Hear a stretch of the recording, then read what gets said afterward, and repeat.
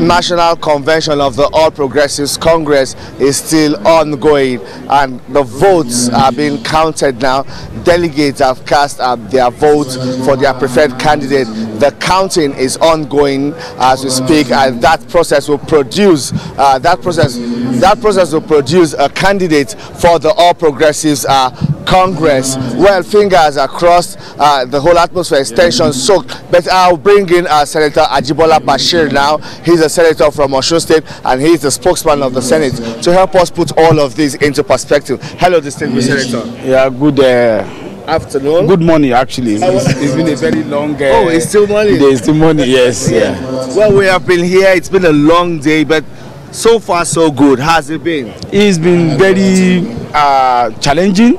You can see that the convention started at about 6 p.m. Yesterday evening, and we have been here all night and during the day too. But it's been very fulfilling. The aspirants had the opportunity to present their perspective and agenda, and quite a number of the aspirants also withdrew their nomination. I think 7 of them withdrew for Ajibola Tinubu, and 1 of them withdrew for Professor Yemi Osinbajo. Okay, let me ask you now, this withdrawal for Ajibola Tinubu, do you think it would impact the outcome of these voting in any way? Definitely it will impact because quite all of the people that withdrew stated that they are withdrawing and enjoining their delegates to vote for Ajibola Tinubu. And you will know that some of these people are high caliber individuals who also have substantial following, like for instance our leader, the governor of Jigawa State, and of course Senator Ibukule Amosun, Gospel Fabio, and quite a number of them. Kaudefayemi, you know, is the chairman of the Governors Forum, has always been somebody within the Asiwaju fold, and he said that it's not even, it can be said that he's doing favor to Asiwaju, but that is repayment for the commitment and doggedness of Asiwaju to the cause of democracy and liberation of Nigerians from the shackle of military dictatorship. So they acted as statesmen, notwithstanding their agenda, their perspective. They believe that it's the interest of our party to present a formidable team ahead of the 2023 general elections. Yes, and you know the counting is ongoing. We're hearing the returning officer call out the names on these ballot papers. But which name features prominently?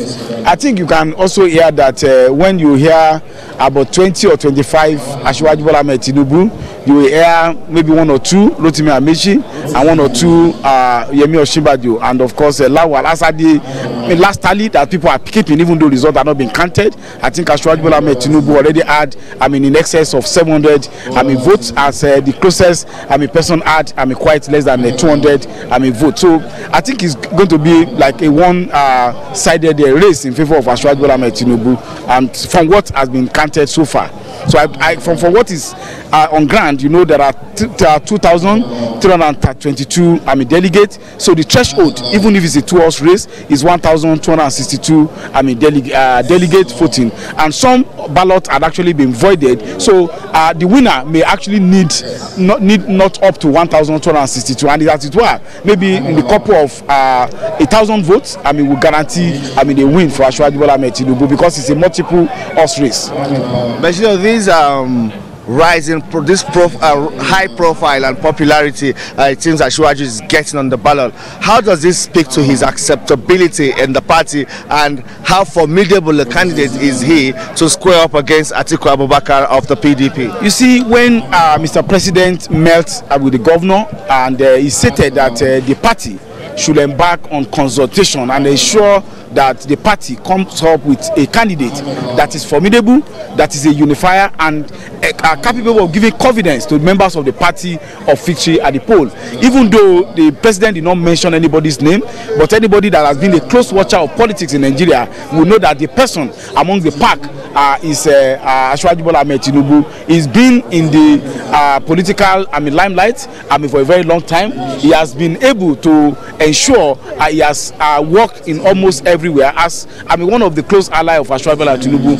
There is no election in Nigeria, in any state, that Asiwaju have not been involved, either mid-season election or general election. So I think it is the confidence that the party member believe that the only aspirant that can square off with the PDP candidate is actually Ajibola Tinubu. So we are going into the general election confident that a unifier, somebody who believes in human capacity development, will be flying the flag of our party. Notwithstanding the result had not been announced, but it appears that in a couple of 2 or 3 boxes, the race will be over. Okay, yes, we know that at the end of the whole process, a winner will emerge.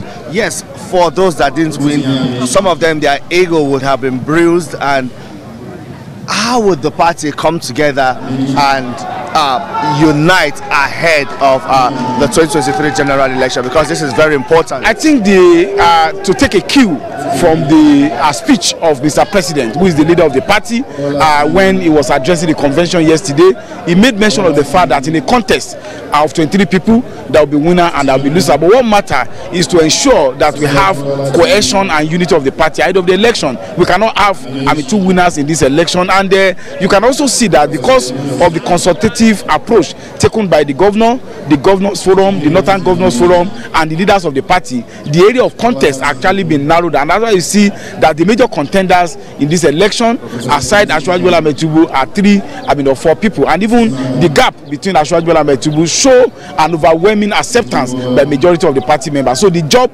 of reconciliation and ensuring that we put party into cohesive unity for the purpose of general election will not be as arduous as it would have been if it's a close contest. All right, Senator Ajibola Basiru, thank you very much for your time on the program.